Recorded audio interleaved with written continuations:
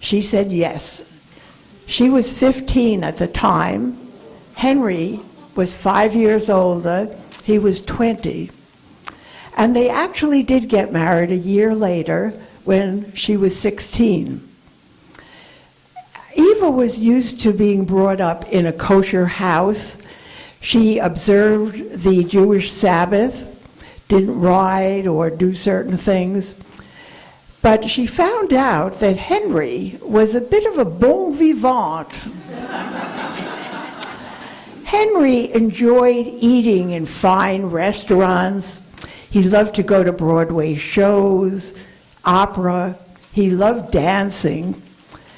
And she thought to herself, do you know, if I do all of those things and keep the Sabbath, I'm going to be alone a lot of the time. So she made up her mind that she would go to all of these places with Henry. When she went to a restaurant, though, she would only eat vegetarian food. She would not eat anything that she was not allowed. But she made Henry promise that when they got married, they could keep a kosher home, and he agreed to that. Well, they married at 16. She had her first child when she was 17. And after that, the next two children came 2 years apart. Then there was a pause, and then she eventually had 3 more children. Eva was really very happy with her children, and she determined that they would have a much better life than she did. And I think that Henry agreed with her, and they saw to it that all of their children went to high school and graduated. They even bought a piano so that their children could take piano lessons if they wished, and some of them did. Grandma really loved her family, her children, and I could remember when I was a young girl going to Grandma's house with our family on special holidays, on Sabbath evenings. Very often she would invite a couple of her children with all of their families. She really was one of these women who just absorbed all of her children and grandchildren.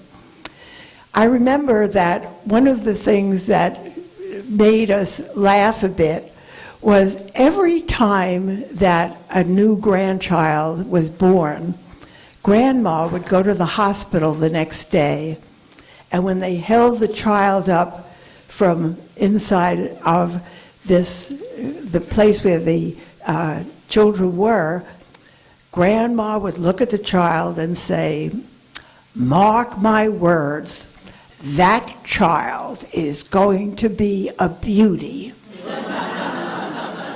Sometimes she was right. She eventually had 16 grandchildren, and my cousins and I used to be amazed at how she remembered everyone's birthday, but she did. And as far as Grandpa was concerned, he had good times and bad times. When times were really good, he had bought Grandma a pair of diamond earrings, and they came in very handy. When times were bad, he could bring it to the pawn shop, and that tided them over until he was able to get enough money to get them back. Grandma even taught Grandpa how to print in English. He had learned how to read and print in Hebrew, and he could read some English, but he had to leave school when he was 9, so she helped him to read. When she was 87 years old, one of my cousins asked Grandma if she would make a tape and tell some of her stories on this tape so that we could share this with our children, grandchildren, etc. And she showed Grandma how to set it up and how to work it.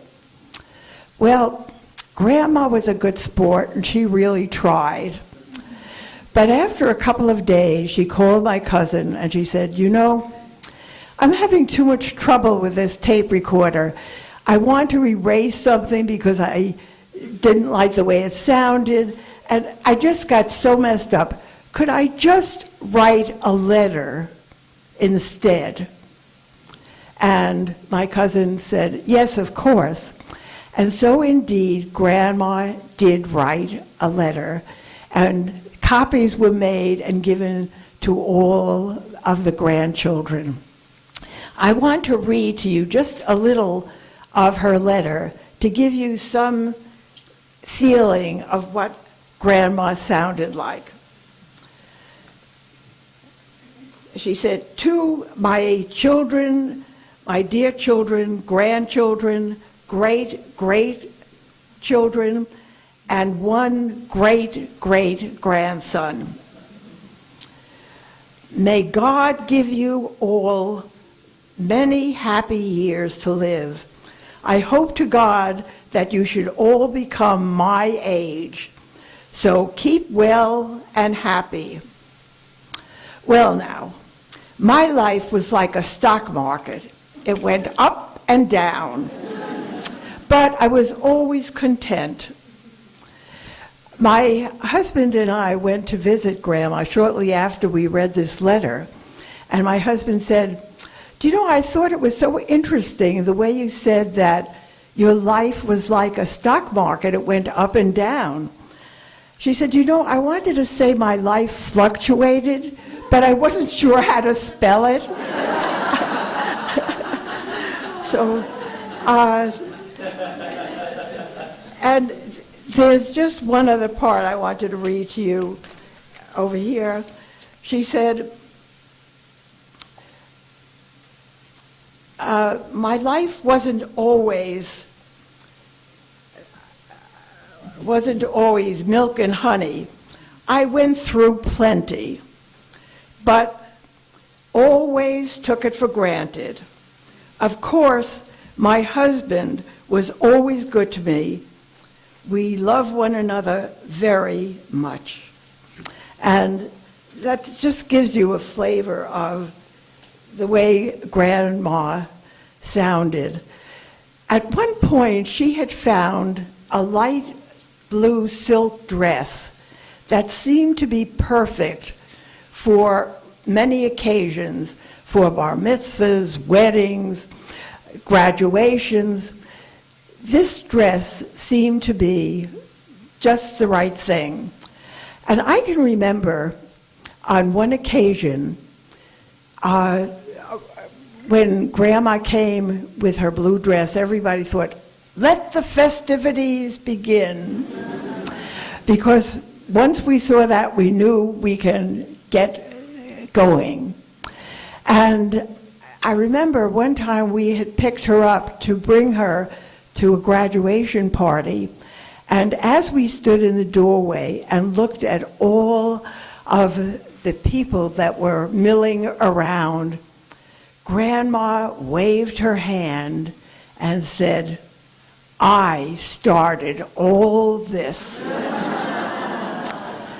And then, in my own life, a few years ago, I was at a party with my family on the West Coast. And as I came to this party, my granddaughter came up to me, and she said, "Grandma, you started all this." Well, I wasn't ready to take on that mantle. And I said, "No, Grandma Eva started all this."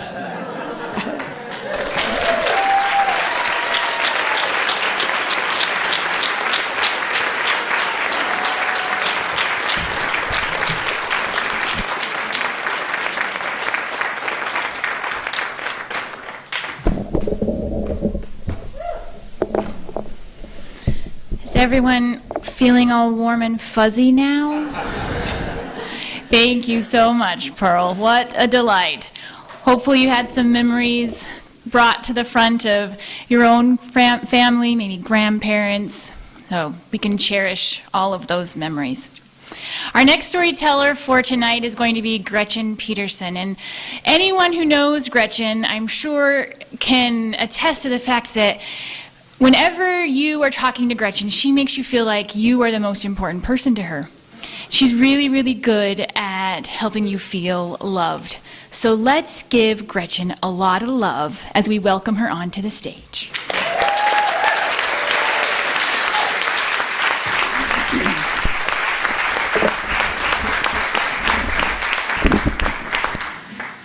Thank you, Holly.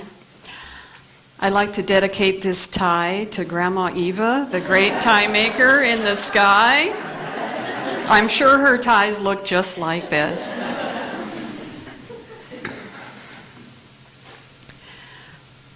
Once upon a time, there were 3 little girls who went to the police academy. 2 in Los Angeles, the other in San Francisco.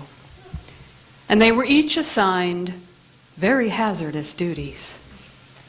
But I took them away from all that. And now they work for me. My name is Charlie.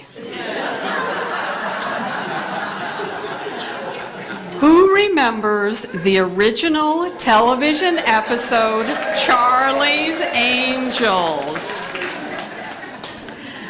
Let's take a stroll down memory lane to the fall of 1976. I was a sophomore in high school in Albuquerque, New Mexico. And I was a straight-A student, a feminist, and a nerd. Straight-A student. Friday nights, I was never out having a good time. I was home doing my homework. Feminist. I hated sexist jokes. Still do. I wanted to be the first woman president of the United States. And I knew that any day now the Equal Rights Amendment would be ratified. And nerd, my favorite television show was the original Star Trek. So when Charlie's Angels debuted that fall, I knew that I was not the right demographic. But it was a phenomenon. You could not escape it. And the more I heard about this trashy show, the more I knew that it was a show made by Neanderthals for Neanderthals. But by the spring, the buzz was overwhelming, and my family and I decided to actually watch an episode to see what all the hubbub was about. The name of this episode was Consenting Adults. Right there, that tells you the level of sophistication. I remember Farrah Fawcett Majors riding a skateboard. There was some kind of a chase. And at the